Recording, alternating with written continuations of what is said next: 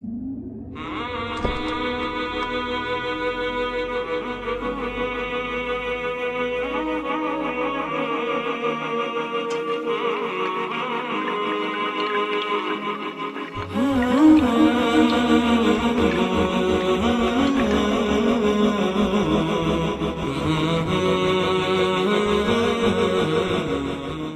علیکم ورحمۃ اللہ وبرکاتہ۔ محترم ناظرین کرام، جنگ بدر کفر و اسلام کا مشہور ترین معرکہ ہے۔ یاد رہے کہ غزوہ بدر میں بے شمار معجزات پیش آئے، لیکن ان میں سے چند ایک یہاں بیان کرنے کی کوشش کی جا رہی ہے۔ 17 رمضان المبارک سن ہجری 2 میں مکہ اور مدینہ کے درمیان مقام بدر میں یہ جنگ ہوئی۔ اس لڑائی میں تعداد اور اسلحے کے لحاظ سے مسلمان بہت ہی کمتر اور پست حالی میں تھے۔ مسلمانوں میں بوڑھے، جوان اور بچے، انصار و مہاجرین کل ملا کر 313 مجاہدین اسلام علم نبوی کے زیر سائے کفار کے ایک عظیم لشکر سے نبرد آزما تھے۔ سامان جنگ کی قلت کا یہ عالم تھا کہ پوری اسلامی فوج میں صرف 6 زرہیں اور 8 تلواریں تھیں، اور کفار کا لشکر تقریباً 1000 نہایت ہی جنگجو اور بہادروں پر مشتمل تھا، اور ان بہادروں کے ساتھ 100 بہترین گھوڑے، 700 اونٹ اور قسم قسم کے مہلک ہتھیار تھے۔ اس جنگ میں مسلمانوں کی گھبراہٹ اور بے چینی ایک قدرتی بات تھی۔ حضور اکرم صلی اللہ علیہ وسلم رات بھر جاگ کر خدا عز و جل سے لو لگائے مصروف دعا تھے کہ الہی، اگر یہ چند نفوس ہلاک ہو گئے تو پھر قیامت تک روئے زمین پر تیری عبادت کرنے والے نہ رہیں گے۔ دعا مانگتے ہوئے آپ کی چادر مبارک دوش انور سے زمین پر گر پڑی اور آپ پر رقت طاری ہو گئی، یہاں تک کہ آنسو جاری ہو گئے۔ حضرت ابو بکر صدیق رضی اللہ عنہ جو آپ کے یار غار تھے، آپ کو اس طرح بے قرار دیکھ کر ان کے دل کا سکون و قرار جاتا رہا۔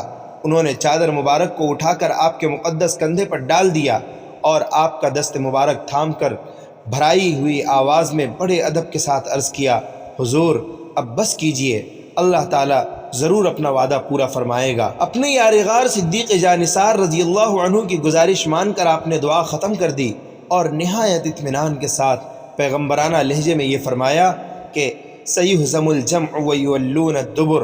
صبح کو حضور صلی اللہ علیہ وسلم نے آیات جہاد کی تلاوت فرما کر ایسا ولولہ انگیز وعظ فرمایا کہ مجاہدین کی رگوں میں خون کا قطرہ قطرہ جوش و خروش کا سمندر بن کر طوفانی موجیں مارنے لگا۔ آپ صلی اللہ علیہ وسلم نے بشارت دی کہ اگر صبر کے ساتھ تم مجاہدین میدان جنگ میں ڈٹے رہے تو اللہ تعالیٰ تمہاری مدد کے لیے آسمان سے فرشتوں کی فوج بھیج دے گا۔ چنانچہ 5000 فرشتوں کی فوج میدان جنگ میں اتر پڑی اور میدان جنگ کا نقشہ بدل دیا۔ حضرت علی رضی اللہ تعالیٰ عنہ مہاجرین کا جھنڈا لہرا رہے تھے، حضرت سعد بن عبادہ رضی اللہ عنہ انصار کے علمبردار تھے۔ کفار 70 آدمی قتل ہو گئے، 70 گرفتار ہوئے، باقی اپنا سارا سامان چھوڑ کر فرار ہو گئے۔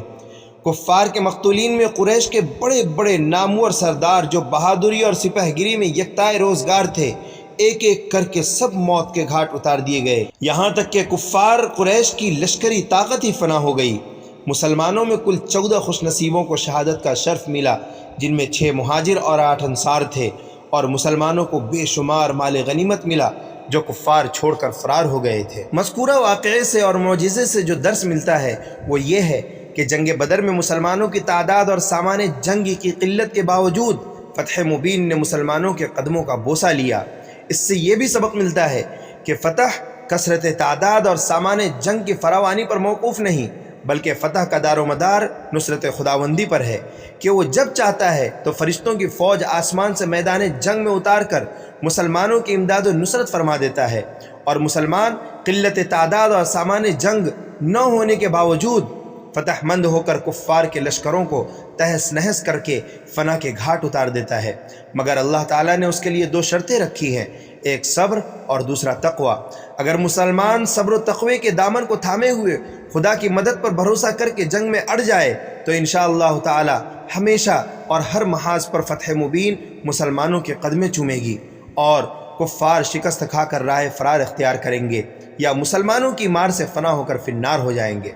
بس ضرورت ہے اس بات کی کہ مسلمان صبر و تقوی کے ہتھیاروں سے لیس ہو کر خدا کی مدد کا بھروسہ کر کے کفار کے حملوں کا مقابلہ کرنے کے لیے میدان میں استقامت کا پہاڑ بن کر کھڑے رہیں اور ہرگز تعداد کی کمی اور سامان جنگ کی قلت و کثرت کی پرواہ نہ کریں، کیونکہ فرمان خداوندی ہے کہ ومن نصر الا من عند اللہ، کہ مدد فرمانے والا تو بس اللہ ہی ہے۔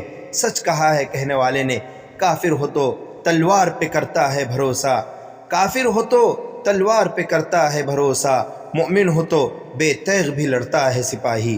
والسلام علیکم ورحمۃ اللہ وبرکاتہ۔